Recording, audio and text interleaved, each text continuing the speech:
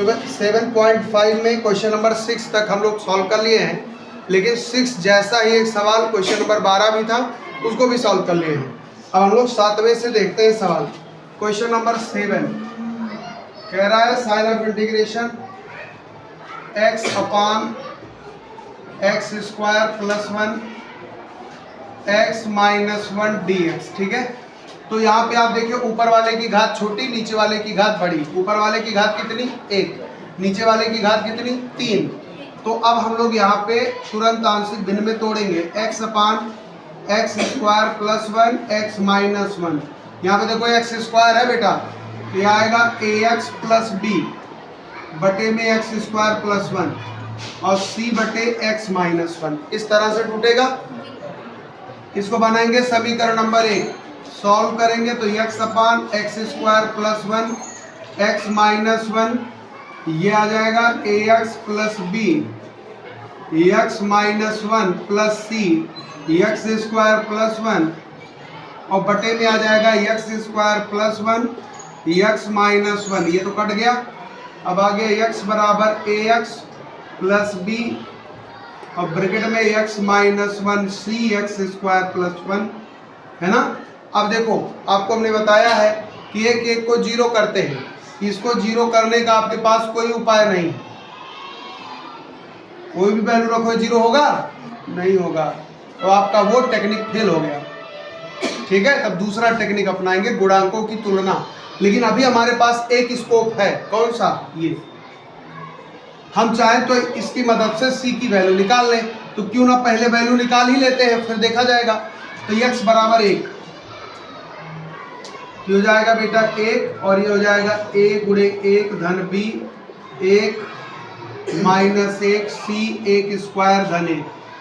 यहाँ से 1 आएगा, ये बेटा हो जाएगा 0 पूरा। बोलो है, ये 0 हो जाएगा ना पूरा, यही केवल बचेगा 1 1 2, तो 2c। तो c की वैल्यू आ जाएगी 1/2। c तो आ गया, लेकिन अभी काम अधूरा है।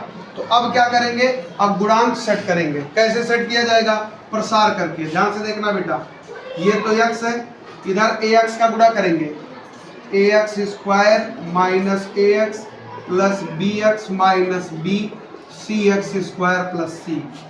अब यहाँ पे x स्क्वायर एक साथ ले लो, तो x स्क्वायर यहाँ है, x स्क्वायर यहाँ है। ठीक है, फिर x एक साथ ले लो, तो प्लस x साथ ले लो, तो यहाँ आएगा माइनस a प्लस b। फिर अचर पद एक साथ ले लो, तो अचर पद यहाँ पे है c माइनस b। सब हो गया। तुलना से बेटा देखो, एक्स स्क्वायर का टर्म इधर है, एक्स स्क्वायर का इधर टर्म है नहीं, इसका मतलब गुणांक क्या है 0। तो a प्लस सी बराबर 0।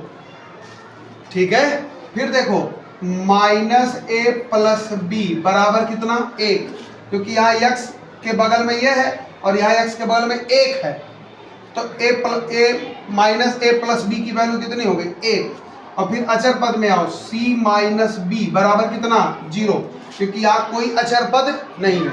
हमारी मजबूरी है कि हमको गुणांक का सहारा लेना पड़ रहा है। अगर इस तरह का पद होता तो डायरेक्ट सेट कर देते, अभी तक ऐसे लगा रहे थे ना।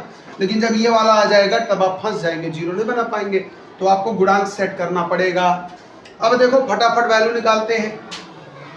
चूंकि a प्लस सी बराबर 0 बेटा, c की वैल्यू आप निकाल चुके हो 1/2, तो a प्लस 1/2 बराबर 0। तो a बराबर बताओ माइनस 1/2 हुआ कि नहीं।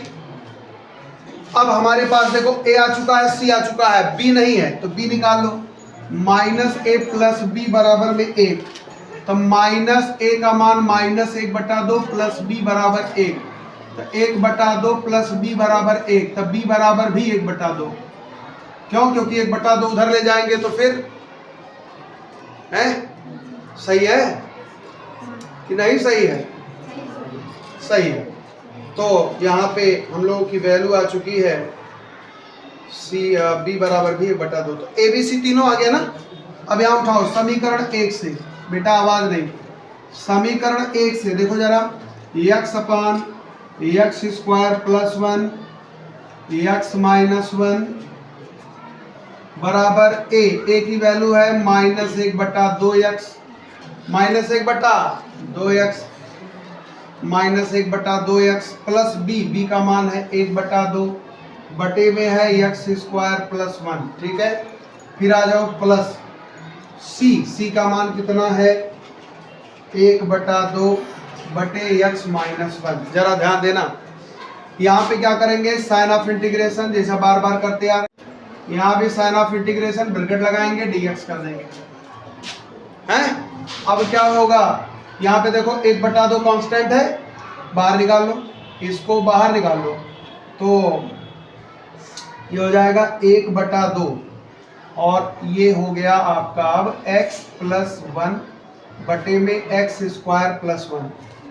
बोलो भाई, ये है माइनस x प्लस 1 बटे में और ये हो जाएगा dx बेटा। फिर देखो यहाँ पे प्लस, यहाँ जाओ 1/2 कांस्टेंट है, यहाँ जाएगा 1/x² माइनस 1 dx ना x माइनस 1 dx। अब बेटा देखो जरा, यहाँ पे फिर हम इसको दो टुकड़े में तोड़ेंगे, दो टुकड़े में कैसे, ये देखो माइनस है ना, माइनस बाहर खींचो तो माइनस 1/2 x अपान x² प्लस 1 dx। फिर 1/2 इसके साथ भी ले जाओ तो प्लस 1/2 1/x² प्लस 1 dx और यहाँ पे है 1/2 और इसका तो आप जानते हैं डायरेक्ट लिख दो log x माइनस 1। दिमाग तेज होना चाहिए, एकदम निगाह एकदम पैनी रखिए। यहाँ पे हमारे पास ऊपर दो पद आ गए थे, तो दो पद आ गए थे तो हमने इसको दो टुकड़े में तोड़ लिया, 1/2 का गुणा किया, माइनस बाहर निकाल दिया तो x अपान इतना आ गया, फिर 1/2 इसमें जाएगा तो 1/2 बाहर ले लिया और फिर 1/2 इतना आ गया। अब जरा ध्यान दो, यहाँ पे x² प्लस 1 का अवकलन ऊपर होना चाहिए है, बोलो तो 1/2 का यहाँ पे अगर हमारे पास x² प्लस 1 का 2x होता है तो अगर यहाँ 2 का गुणा हो जाए तो काम बन जाए। बोलो बेटा, तो हम लोग क्या करते हैं, यहाँ 2 का गुणा कर देते हैं और 2 का क्या कर देते हैं भाग, तो 2 का गुणा 2 का भाग जैसे किए,